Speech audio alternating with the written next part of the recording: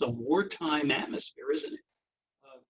And so we're very grateful to participate. I'm glad to be with people, leaders of other faith communities, and we're also looking to learn how we can continue uh, to deepen the depth of our faith within our families, within our individuals, and of course, within our community. So thanks for this opportunity. Thank you. And Pastor Matt Reagan from Southeast, you all, of course, are known for some incredible Holy Week services. How are you all dealing with it, and what are the mechanics of this weekend look like for you all? Well, again, it's hard not to echo what everyone else is saying. Just appreciate you, Mayor. Appreciate what you're doing and who you've been and leading through this. I know for us, we're finding the same thing. We're finding that this is not what any of us would choose, but this is also an opportunity. One of our favorite things about Jesus is that rituals are important and they have meaning, but it's always been about people.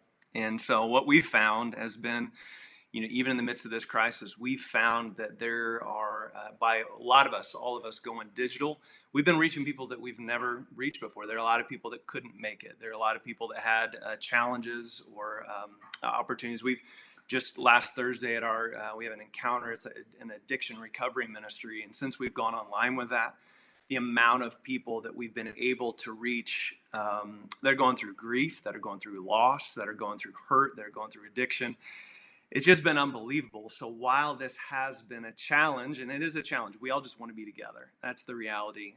But the opportunity for us, and it's been pretty beautiful to watch, and not just our church, has been powerful to watch the church, the faith community really step up in all the partner ministries in our city, all over the place. It has been amazing to watch this city come together, stick together, and even watching the stats of surrounding states. Louisville, Kentucky, it's a special place. And watching us step up and step in has been beautiful. So we're doing everything that we can to everything from everybody over 60 in our congregation and beyond. We're just making personal calls. How are you doing? How can we help? This Easter week, we're having every night, we're having something. Our senior pastor, Kyle Adelman, is just reaching into people's homes, trying to remember people the value of this week. This weekend, we'll have a Good Friday service on Friday online. We'll have Easter services. But I think I'm finding what all my brothers are finding here, that this is an opportunity. And we're leaning in the best we can to love people one at a time and not to get too caught up in what we're missing. But there might be some opportunities right now to really see people the way Jesus sees people. And I think we're all finding that right now. Thanks so much. Just got a text from Pastor Bob Rogers, by the way, who says hello to everybody. So we appreciate you, Pastor Bob. Pastor Tim Finley, amazing partner of the cities with our Office for Safe and Healthy Neighborhoods. You've been a great ambassador and guide to us. Please share with us what's going on at Kingdom Fellowship and in your circle. Thank you, Mayor.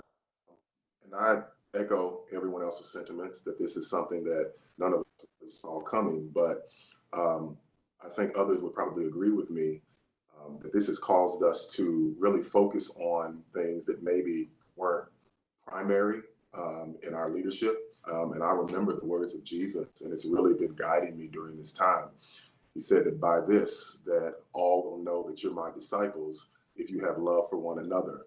And what that's really, really meant for me is to go back to the essential function of the church. And that is one of the essential functions of the church is to create a caring community. So in addition to the Good Friday online service and Sunday, and we're going to be creative with that and have an illustrated message, we really intentionally sought to connect with our people on a very personable way, in a very personable way. And that's something that regardless of us having service in person this weekend or online, as we're all doing, it's caused us to really, really consider how we can touch people and really model what the church is all about. And to be honest with you, Mayor, our church has been so tremendously blessed during this time. Like everyone else, we've seen numbers grow. We've seen people really engaging more and even support for the church, which has allowed us to deliver groceries and essential needs for members in our church and the community. So again, as much as I would love to be there in person this weekend, we're not able to do that. And it's caused us to shift in our leadership perspective and really, really concentrate on what the church really is all about and what we value. And this weekend, that's our primary thought is the services online, but also how we can continue this weekend and beyond creating that caring community. Thank you, Pastor Tim. Appreciate you.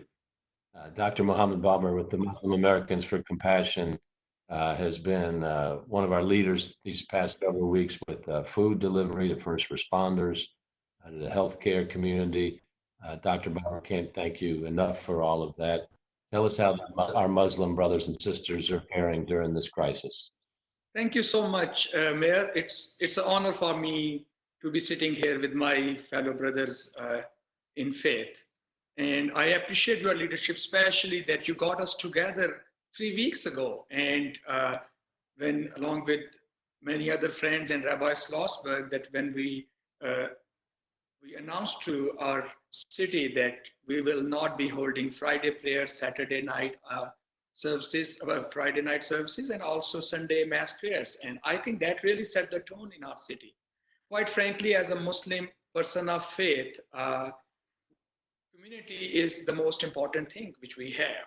Every Friday, like Sunday, we have our Friday prayers. And then also we Muslims, as folks may know, that we pray 5 times a day. And many of our retired folks, they go to the Islamic Center to say prayers as a community. So I am really proud of my imams, my community, that they all got together. They decided to cancel daily prayer services, Friday prayers, and Sunday school services in all the local Islamic centers in Louisville. Now on Friday, we are having a live Facebook live stream sermon. And I love that sermon. The focus in that sermon is more on focus on service. Is it on gratitude and to love each other? And as a physician, I'll tell you that this is real. I am seeing my fellow citizens falling prey to this deadly virus. It's no joke. And it's our duty to make sure that our congregations are safe, our fellow citizens, so that all the Louisvillians can see the Christmas. They can celebrate Hanukkah.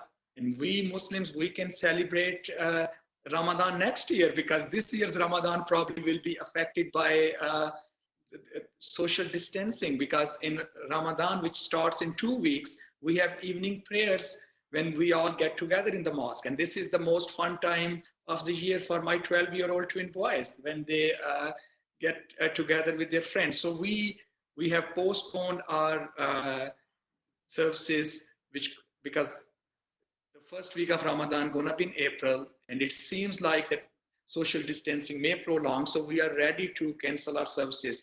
Then Eid prayers, which gonna be at the end of Ramadan, when few thousand of local Muslims celebrate together.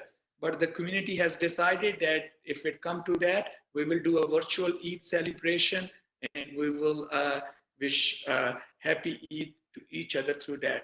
And also our community has, and our religious leaders have put a focus on helping our citizens that who need assistance, because you know that thousands of our citizens, they can't go to work.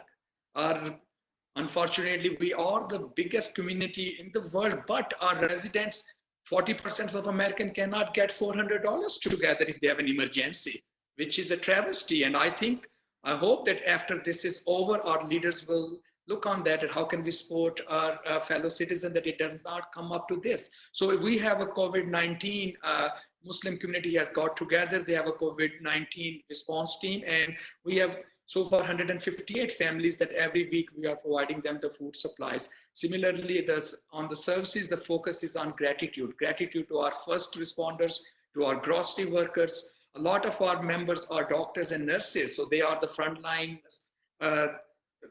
soldiers out there that were putting their lives at risk to protect all of us. So there's a lot of gratitude, there's a lot of community, and I think this tragedy has brought us together, not as one faith community, but as the communities of faith and also of people of no faith, as one Louisville, because we are city of compassion, we are city of Thomas Merton and Muhammad Ali, and we're gonna come out of even stronger once this is over.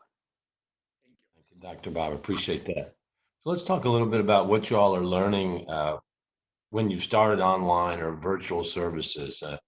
Has it been easy to bring your organizations up to speed? What surprised you during all that? So, Archbishop Kurtz, I imagine your churches have an extensive array of virtual services now. What are you all learning? Yeah, Mayor, you're absolutely right. Let me say this: we've taken a big leap. It's amazing how our parishes, some of whom had been kind of wading into the water slowly, if you will, are now swimming strong. A number of our pastors told me, for instance, one pastor told me that the virtual hits, if you would, for the mass last week was for one mass was over 1,800 people. Well, the church doesn't hold 1,800 people, and so it is true that that's being present. Um, I think that the response, as I said, of wave three, to be generous in being able to give us airtime for all of the masses and services throughout Holy Week. We have something, except for Monday night, we have something every week, every day rather, going on, and we're getting an awful lot of good response from that. We're even getting occasionally someone would say, well, Archbishop, you were a little close to the deacon at that point. So each time I'm learning. Oh, you were scratching your face. You know, your instincts kind of take over on some of those things. Right. So, you know, the other thing, though, I just did an article for next week on the return of what I would call touch, because Jesus himself often healed by touch. And certainly we're going to get back to very hygienic touching. But I think the virtual world will still have us yearn for coming together. And so maybe it's the best of both worlds. It's a great time to announce the good news of Jesus Christ. It's a great time for us to really touch and reach out to people we haven't seen for a while. And I think when the fog lifts, if you will, I think we're going to find ourselves more connected and perhaps more savvy with the way in which we connect. And I think more yearning to come together. Yeah, there's no, obviously we're social creatures and life's gotten too busy, right? Where we can't just stop and appreciate people and slow down. It's about us. Right? Ali would say it's about, I think it was the shortest poem of all time. We, not me. Okay, well, we've gotten too much me focused, I think. So hopefully this will pull us back out. Pastor Matt, what surprised you in terms of the virtual world here this past month? You know what I think what surprised me the most is that we expected to go into this virtual world and everybody would really labor and it'd be hard and we'd miss it so much. And I love what my brother just said. We miss getting people in our hands, hugging people, holding people. What's been interesting is how this disruption has caused people to be more genuine and honest in a digital format than sometimes they would otherwise. And so here they are. Somehow, I don't know what it is about this digital age right now, but sometimes you get into this routine of coming into church and sitting next to the same person, doing the same thing and heading out the door. And at least for this little season, and we hope it doesn't stay like this, over this season, we've just been encouraging everybody, and we've really seen it. People are just being more open, more honest. It's kind of a powerful thing for a lot of our families to sit in a room and not really care who sings how and what that looks like. And so it's been interesting. It's really shifted it to a more personal, more authentic. We're seeing a lot of sharing, a lot of connecting throughout the week. We're really encouraging our people. We say it every weekend usually.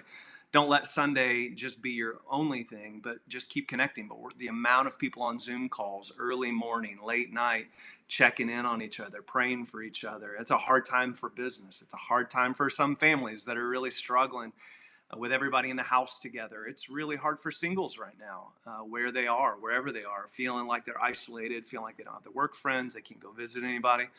So this digital connection, again, it's not what any of us would have chosen, but sure feels like God's using it in a really powerful way right now, and we're doing anything we can to fuel that and to point people to, just because you're in a house by yourself doesn't mean you have to be alone. Community is no longer solely a geographic concept. So we're seeing some pretty powerful things, I feel like. When we have a shared suffering like this that's going on, it allows people, I think, that are feeling a little depressed, feeling anxious, and sometimes a lot of people are hesitant to talk about that issue. I think as a society, the more we can be skillful in talking about depression or addiction of any type, it's good for us to understand that that is something that a lot of people share, we have in common. So I'm seeing more of that coming out as well, and mainstreaming those conversations to people that need help, and we all need help. So I'm grateful for that aspect of this common suffering that we're going through right now. And your story just a moment ago about the increase in participation that you're having with some of your recovery services, I think is a tremendous example of that. Yeah, we've really in that recovery area. I just was on there on last Thursday night and just gave a short devotional. But we had probably triple the amount of people that we usually have, and we kind of break everybody into groups there. And just the power of some people that have been so afraid to come into a building or say, but it's been interesting. There's a little bit of security for people that we're just finding that we just would have never known without this crisis, of some people that are sharing hurts, that are sharing pain, that are leaning forward, that just haven't been doing it in person. And so we're taking it for what we can and trying to help as best we can. Rabbi Schlossberg, what are you learning during the kind of new virtual world that you all are in? And then do you have any tips for attending to the mental health of people during this time? I think there's two things. One, looks like a curse sometimes turns out to be a blessing. And this shutting down of our physical plant has brought a blessing of connecting virtually, but to more people than I ever could have imagined. Worship services more than doubled. One has the weekend quintupled. I mean, quadrupled. It's unbelievable. I think what we're focusing on is providing support, using the resources within the Jewish community to help people, the Jewish Family Career Services, as far as food, and all the Jewish agencies are getting together, make sure that anyone that comes to us for food, regardless of race, religion, or creed, is provided with food and counseling, as is the hallmark of the Jewish Family and Career Services. And of course, the congregation is reaching out as well, and help those who are in trouble. What we've done is really try the approach to mental health has been several pronged. We have the daily, twice a day worship services. We've been doing entertainment. We have something called AJ Live, in which we have all our alternating entertainers, music, and comedians. I think mentally we need to feel, get away from it. So we've been lining up comedians from all over the country to entertain on a rotating basis. We've been doing education. We have a program called the AJ Coffee Break, where we have people who, leading scholars and interesting people in our community, talk to those who want to sign up, and try and do it the same day.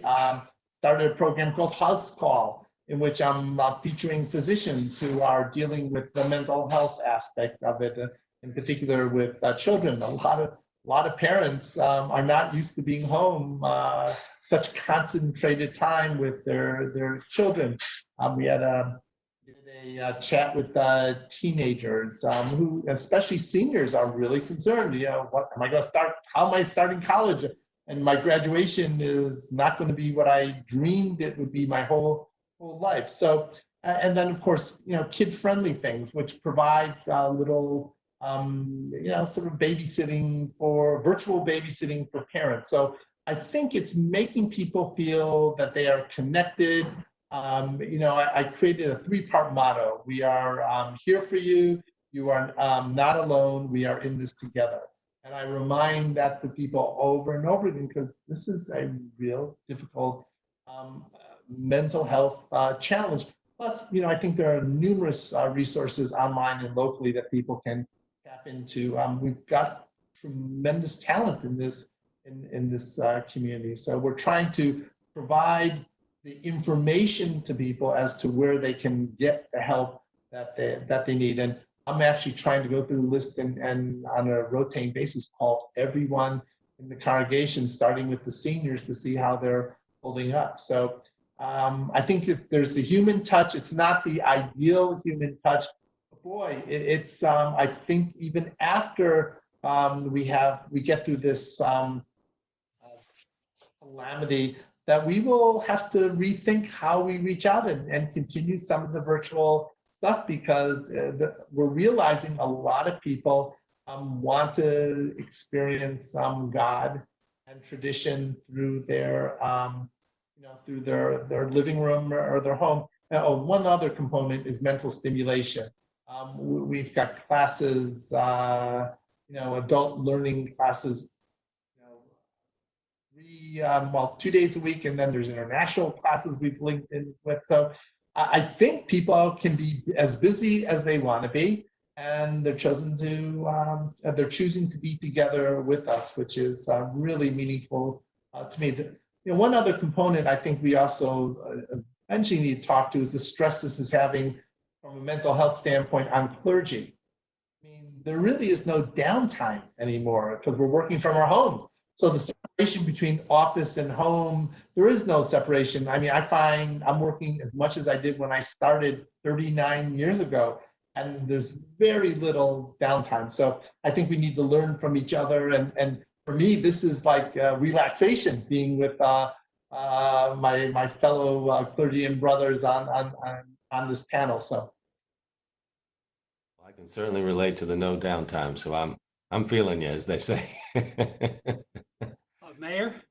Yes. Mayor, may I just add, Rabbi reminded me of something that certainly was part of us, the touching parts of these days, and that is the loss of a loved one. And we have found that there really has had to be some very tender and careful ways in which we reach out to families when someone has died, simply because it's just so human for us to gather at the time of the loss of a loved one. Now we're deferring things, not the burial, of course, but we're deferring masses for memorial masses later. But that, I think, has also perhaps been the most touching human component when we look at someone who has died. And Rabbi, thank you also for mentioning about reaching out in charity.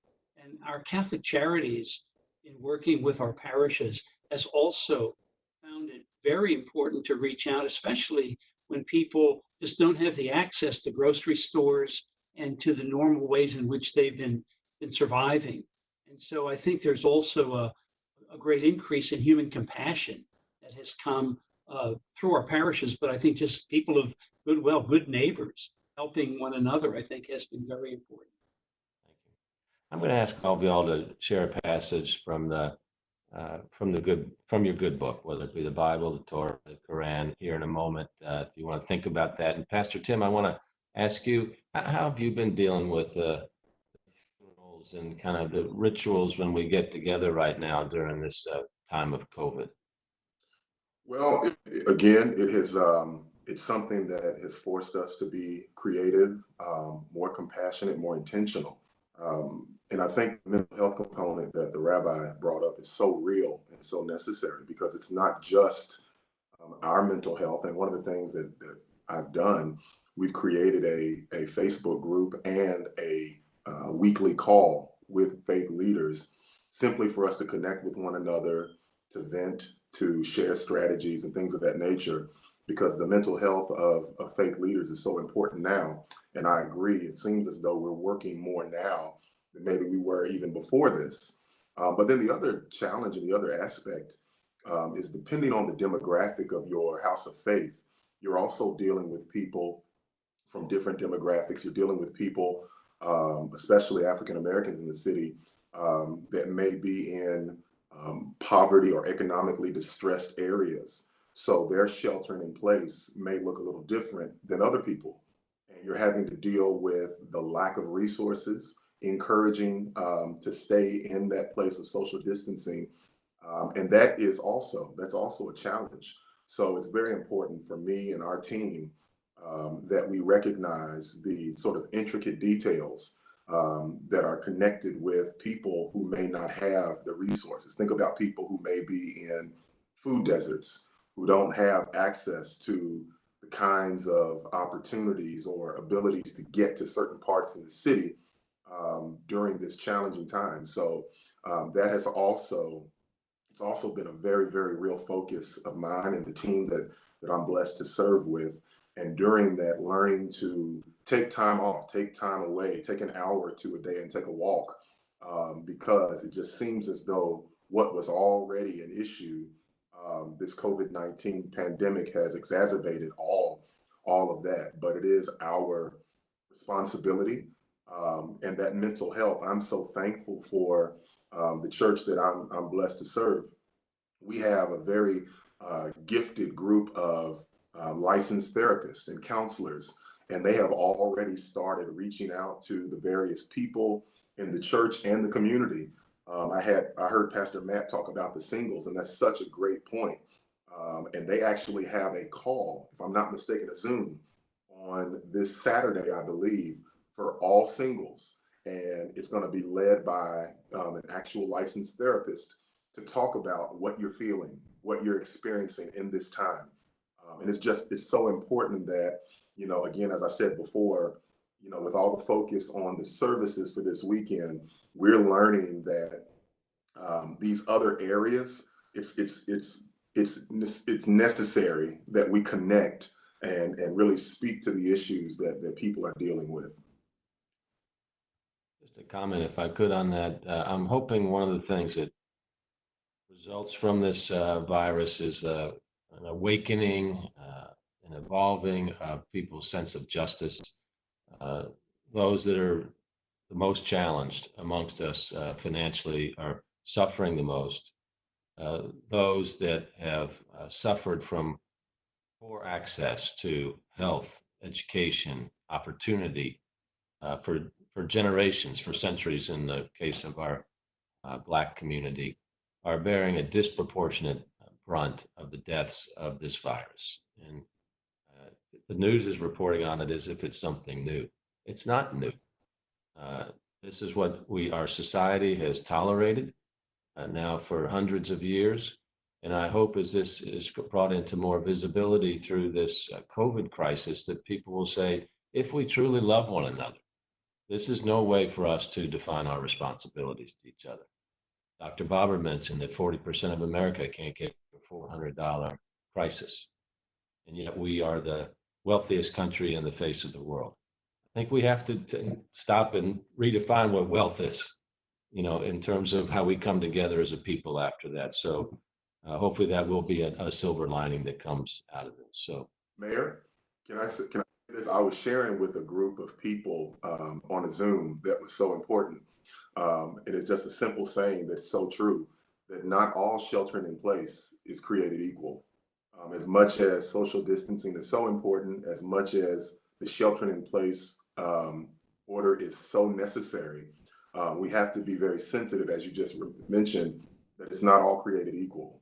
Some people don't have the kinds of luxuries that others have to be able to hold up in place. And I think that it's important that we all sort of consider the full spectrum of the human issue in our city and in the world. right. Thank you. Dr. Barber, before we go to you, I'm going to just answer a couple of questions here that have come on Facebook. Will many of these churches that didn't originally do virtual services continue them even after orders are lifted? I think what you're hearing from our presenters today is that this is a new way of outreach that sounds like is going to continue. And then we got a question on, Mayor, can you tell me why sitting in my car attending a parking lot worship service is placing anyone in danger? We Christians have the right to come together to worship. The governor already said it was okay to do. I really appreciate that perspective.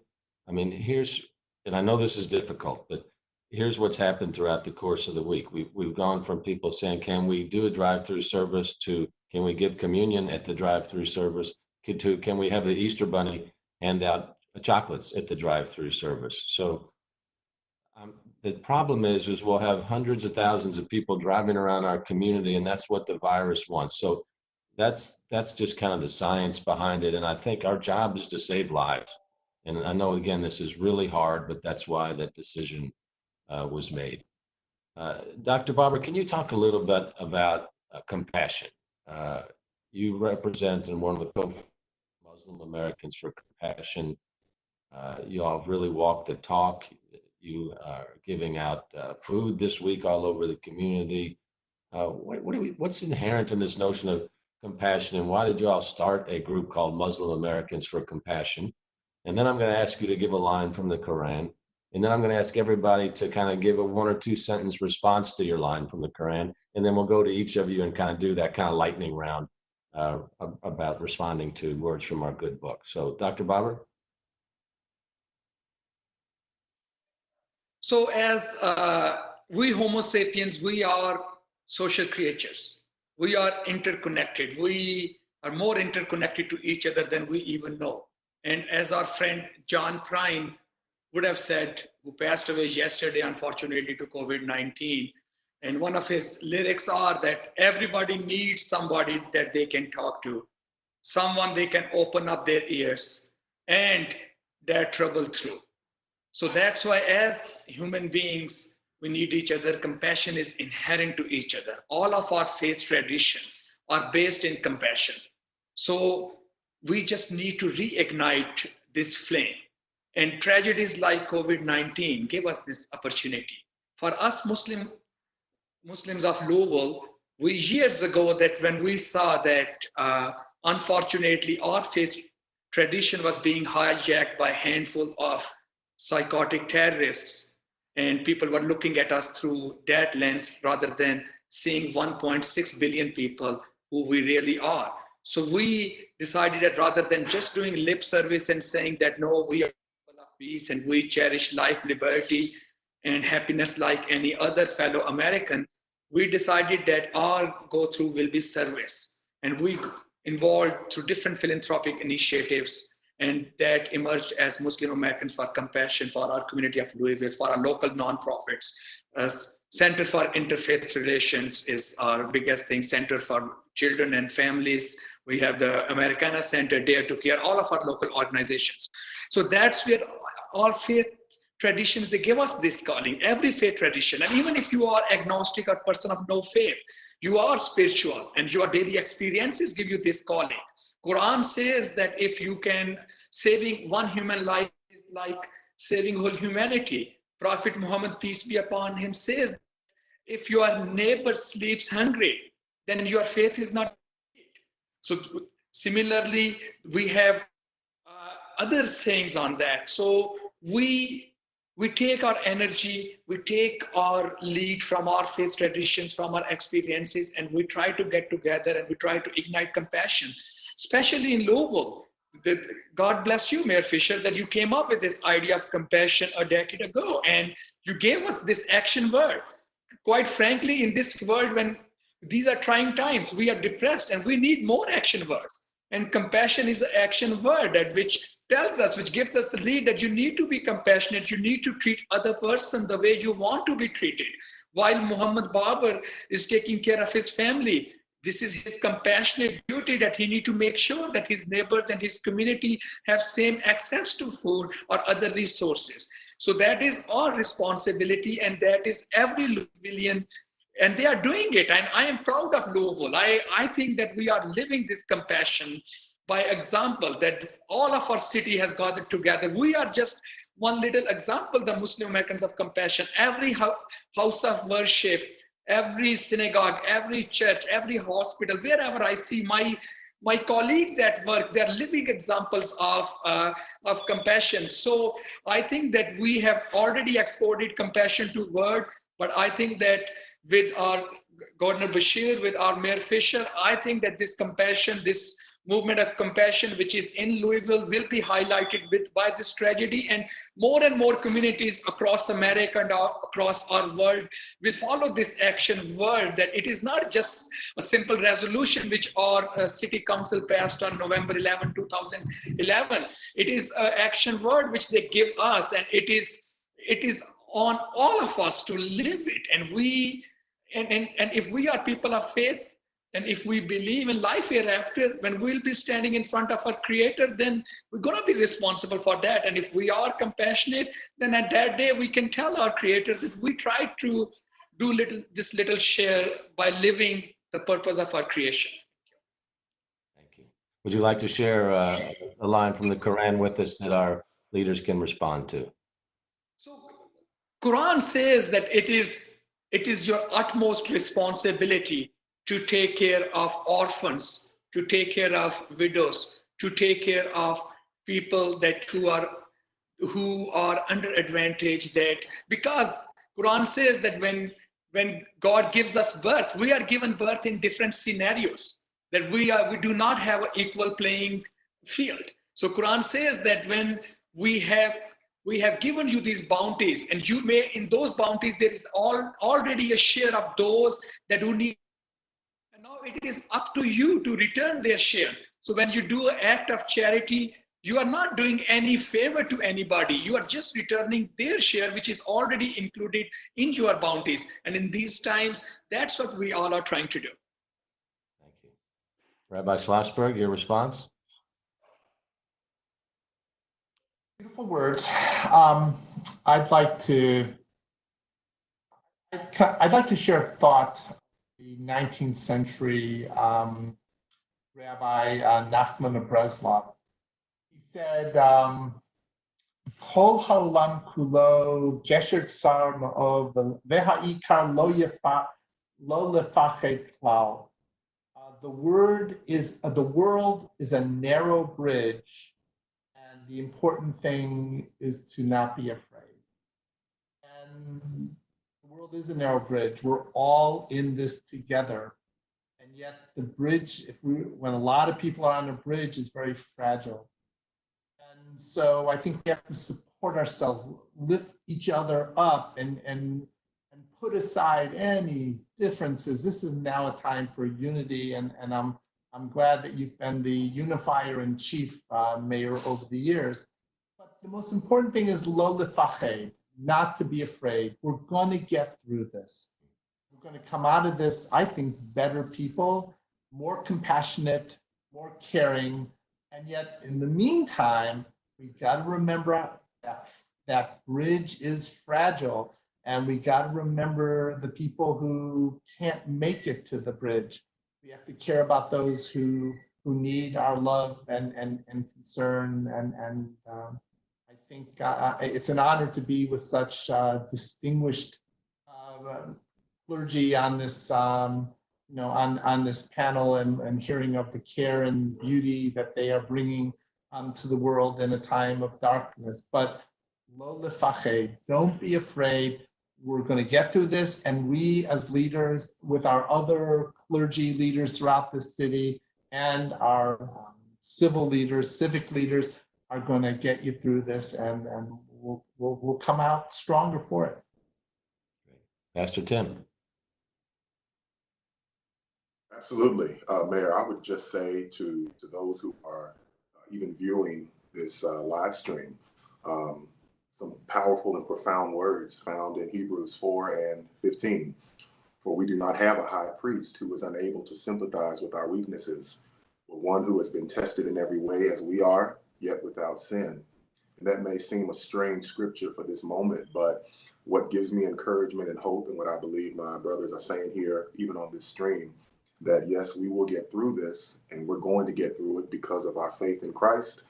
And what a wonderful weekend to demonstrate our love for Christ, our love for people, and our hope that after this moment, this pandemic is over, that he will be glorified, even in the midst of all of this. And everyone stay strong, that this is just temporary.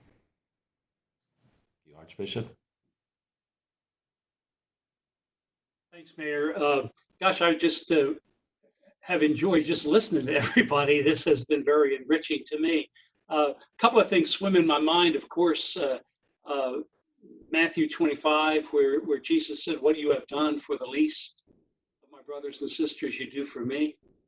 The Easter message, which basically is do not be afraid, that Jesus repeated over and over again after his resurrection.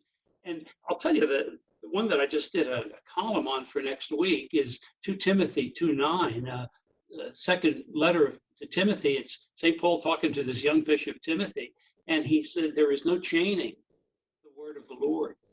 The word of God cannot be in chains, so that even though we are restricted for good reasons, for the common good, God's word is alive and touching the hearts of people. And so I would say if those who are listening or watching, be people of hope. Be aware that somehow in the midst of it, God is acting, and you're going to be a part of how God is having an effect on others.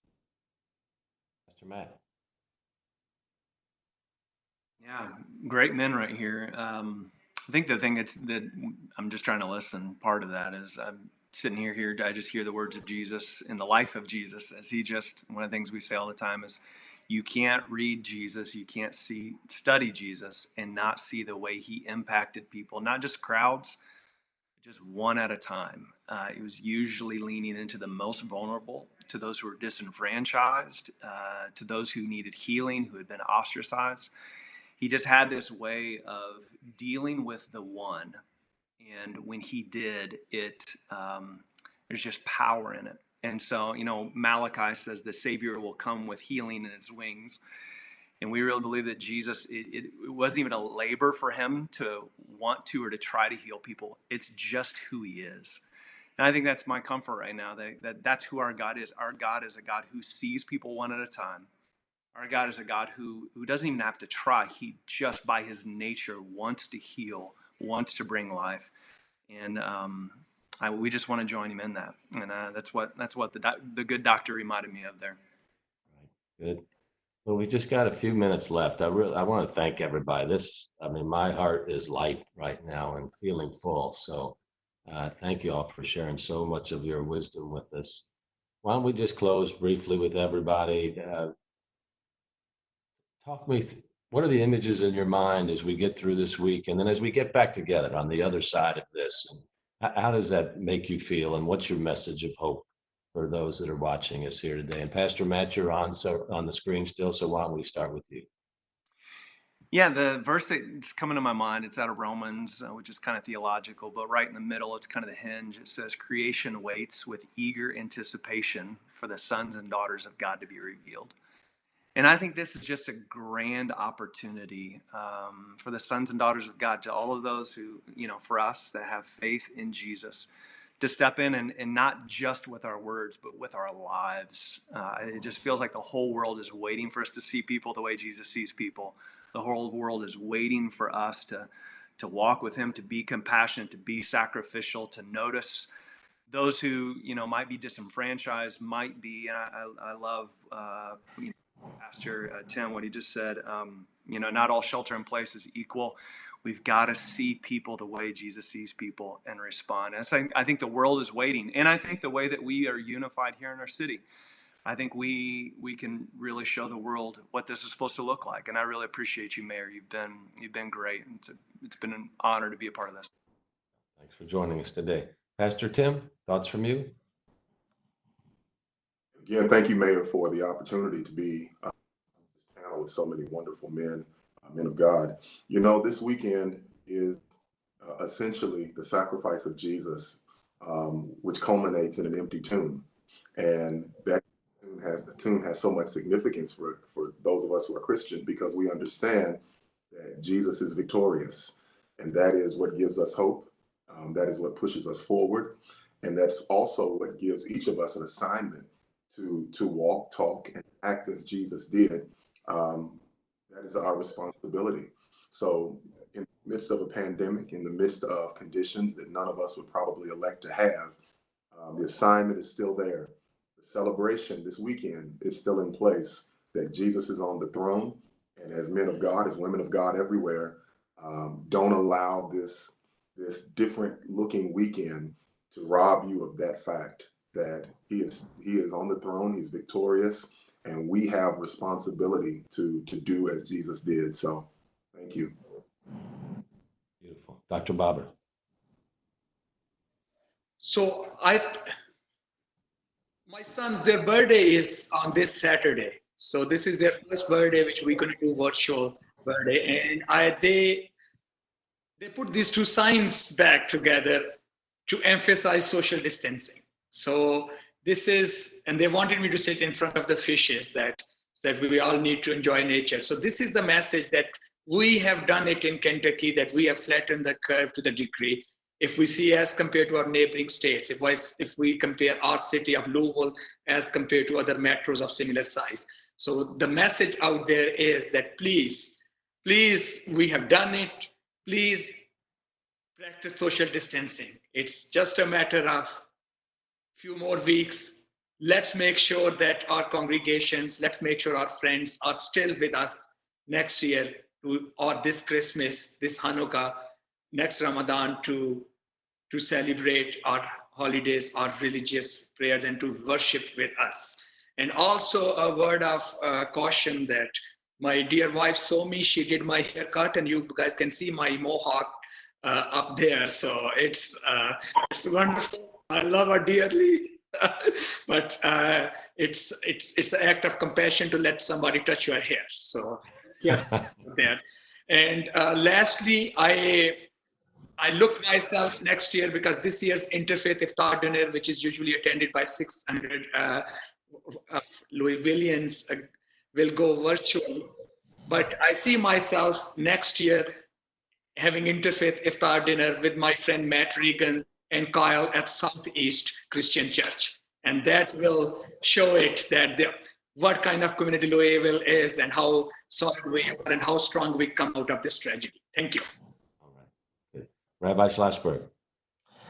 Well, tonight Jews throughout the world are beginning an 8-day observance of Passover with the Passover Seder, and running through my mind is how ironic this Passover is going to be. A story about the Jews escaping plagues during a time of plague. The message of Passover is, the takeaway from Passover is to care about those who are oppressed in any way, manner, shape, or form. We are to be inspired to give, to show love, to show compassion to all human beings, regardless of what their beliefs, their race, religion, or creed. And I hope that we will continue on the path that we are on. We have some really special things going on in our city, and I hope we will continue to share, to grow together, led by you, Mayor, and your mantra about compassion. We gotta remember it, we gotta say it, and we gotta do it. Lastly, let's not forget about people who are alone. One of the sad personal aspects of my life is my mother-in-law was admitted to hospice a couple of days ago, and will not be with family at her death, and will not have, may have one or two family members at her funeral, which will be done virtually. I mean, so there are people, we have to remember those who are struggling, those who are alone. We have to pray for them and pray for all people to get through this pandemic and to come out of it with a greater love and desire to show compassion and grace to the world. Thank you, and our best with your mother-in-law. Archbishop, close us out here, buddy. Thanks, Mayor. I guess the first thing I want to say is I've enjoyed being with all of you for this last hour. This is, in fact, it's gone very quickly. So thank you for this invitation. The two things that come to my mind are, number one, just really little things. And Archbishop, bring back your video. You might be muted on your video. Am I back on? We can hear you, but we can't see you. So Can you see me now? Yes, we can see you now. You know what? I've just learned a new thing. I think I hit two buttons rather than one. So, I won't repeat what I just said, but doing little things and put in God's hand can accomplish great achievements. And so I think we don't want to underestimate how important each person is. And finally, and I think very importantly, I think we're called to stay calm and slow down so that life doesn't pass us by. I think, Mayor, you maybe began saying that when we first started, and I couldn't agree with you more. So thank you, and I wish all of you blessings on your holy days, and for me, a blessed Easter.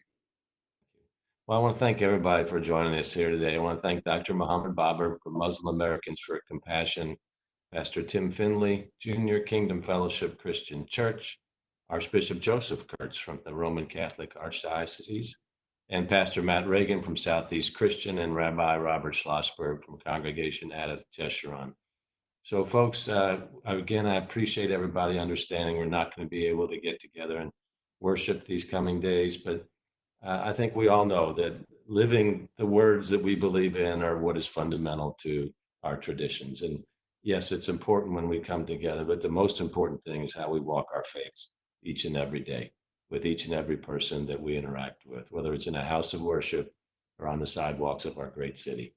So I want to thank everybody for helping us get through this COVID crisis. Let's remember to keep our distancing from each other, to deny this virus, so we can all get closer to that day where we get back together and live together and worship together. God bless each and every one of you all. Thank you for joining us today.